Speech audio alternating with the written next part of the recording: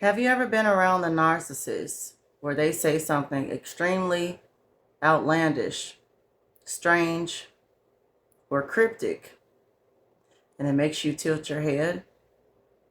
Have you ever tilted your head after a narcissist said something? Tilted it from one side to the other. You've seen dogs do it all the time. They do a combo of head tilting and having cock eyes. We've all heard a narcissist say something that put an extra crinkle in our eyebrows.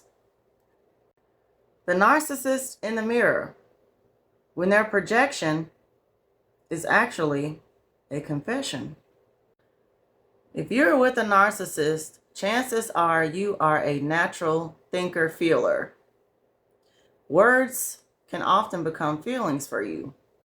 So when you hear the narcissist say certain things, say things that they aim and direct at you, you take a second look. You take a deeper look. You basically become Perry Mason in a courtroom. Something about that narcissist statement doesn't sit well with you. You know that they're talking out of the side of their neck. You're like, now what would make you say a thing like that? Your ears perk up and your eyeballs widen. An empathic soul is a natural investigator. We're going to pick up on all types of clues. Some people call us a human lie detector, and they ain't lying. When a narcissist projects accusations on us, we do our own cross-examination. We find the doubt in the truthfulness of a narcissist projection. We know that they don't typically tell the truth. We know that they're full of lies. And sometimes those lies come out as a projection. A projection is an image displayed on the surface. It's basically a defense mechanism. This is where a person attributes their own unacceptable behavior to someone else. In other words, they get the blame off them and they put it on you. Narcissists are hiding behind a false image anyway. They can't help but to project onto you. Sometimes when you're on to the narcissist and you ask them, did you or did you not? When you put any kind of pressure on the narcissist, when you start asking them questions, they basically start to projectile vomit. They don't realize that in their efforts to flip and toss the narrative back to you, that they're telling on themselves. When they get around someone like you who is full of the truth, full of the Holy Spirit, they begin to projectile vomit. They begin to utter everything in their hearts. Out of the abundance of the heart, the mouth speaks. Even if there's corruption in that heart, it's going to come out. They cannot stand accountability, so they're going to put everything off on you. They can't accept responsibility. This is why they will project onto you, but this is a good thing, because this is going to give you all the truth that you need, and this is going to set you free. Projectile vomiting is a sudden and forceful expulsion of the stomach. In fact, the contents of the stomach can travel several feet. That's all those demons coming out of that narcissist. They can't handle your light and they can't handle your truth. They cannot handle your innocence. You do a full cross-examination on this narcissist. You find the doubt in the truthfulness of what they're saying. There is no truth. You find the holes in their testimony. A big clue for me when finding out that the narcissist is actually making a confession with his projection was that he would be playing the victim. I can think of 3 questions or 3 statements that the narcissist said to me that automatically let me know that he was making a confession. The first question was, why do you want to leave me, friend? Do you have someone else?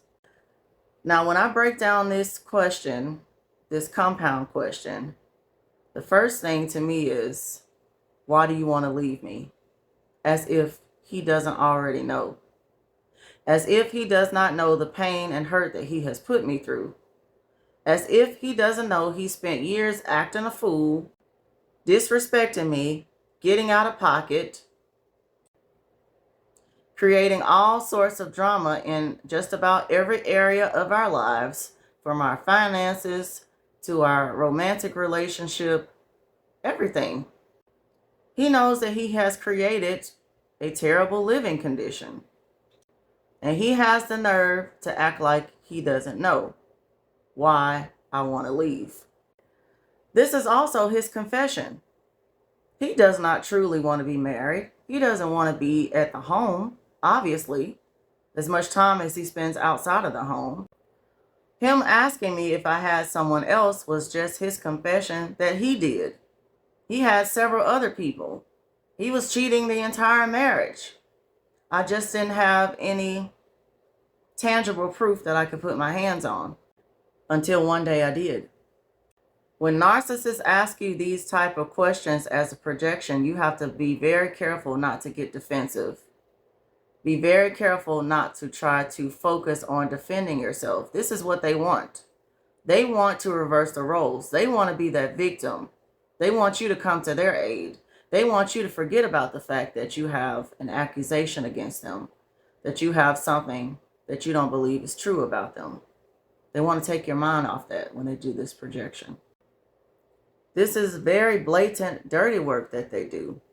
They're telling you to your face, yeah, I have someone, but they'll ask you, do you have someone? You're not the one doing the types of activities that they're doing. But again, they don't want that blame to be on them, so they'll put it on you. Here's another statement from the narcissist where it was a blatant projection. He looks me in my face and he says to me, I don't need a divorce to move on. You do. Very blatant. Very much in your face. He's basically confessing to moving on already. He is not going to wait for the divorce to move on. He was not committed in the marriage anyway, to begin with. He always said to me the marriage was just a piece of paper. The ring was just a piece of metal. And he just proved it with this projection statement. I don't need a divorce to move on. You do. In other words, Fran, you were the only fool holding up the vows of the marriage. I was never involved. I never participated. You were always in the marriage by yourself. I got rid of the wedding band.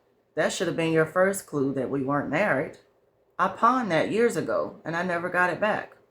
I never wore the ring for the entirety of our marriage. Did you think I needed a divorce to move on, to be with other people? This was his confession that came from a projection. You're the one that wants to do right by the wedding vows. You're the one who wants to follow the rules. You're the one who wants to be within bounds of a marriage. Of course you're going to get a divorce before you move on. The last projection that I remember the narcissist saying to me vividly was, if you keep nagging me about staying out late, you're going to end up lonely, just like your lonely friends. That was his projection. But his confession was actually, I know that I'm pushing you out the door with my bad behavior. I know that I shouldn't be staying out late on my wife. I know that I should not be coming home at 2, 3, 4 o'clock in the morning after seeing other women. I know that you're going to eventually leave me. You're going to eventually divorce me. And I'm the one that's going to end up lonely for pushing my blessing away, pushing my spouse away. That's going to be me. I'm going to end up lonely. But I want to scare you to make you think it's going to be you instead of me. I'm trying to pressure you to stay with me. I'm trying to convince you that you don't need to get back out there in the dating pool and leave me. I'm trying to convince you that you need to stay with me, stay in this Hades hole of a marriage, and just look the other way. Just continue to accept my bad behavior. At least you'll have a man. At least you'll have a piece of a man. You have to listen very carefully to the projections of a narcissist. There you will find their actual confession. There you will find them telling on themselves. There you will get to the root of the actual issue. It gets very exhausting for them to keep hiding behind a mask. Eventually, it's going to slip. Eventually, they're going to tell on themselves. Eventually, they're going to utter all their heart. Look in the mirror of the narcissist and tell me, what do you see? Do you see a projection? Do you see a confession? They're both there. Get to the square root. Get to the truth. You deserve something much better than the smoke in the mirrors. You do not deserve a love that's going to hide from you, that's going to try to cover up the truth. Deception is not love. You deserve someone who's honest and true. We should worship God in spirit and in truth. If they can't keep it real with you, then they can't be with you. Even if you think love is hard to find, and you think that we're in a recession when it comes to the dating pool, you do not have to be with someone or accept someone who gives you a projection in the form of a confession. If we can't tell the truth with each other, what are we doing? We're just wasting time. Who has time to play games? Who has time to play silly games? We cannot afford to keep playing around with Toys R Us kids who refuse to grow up.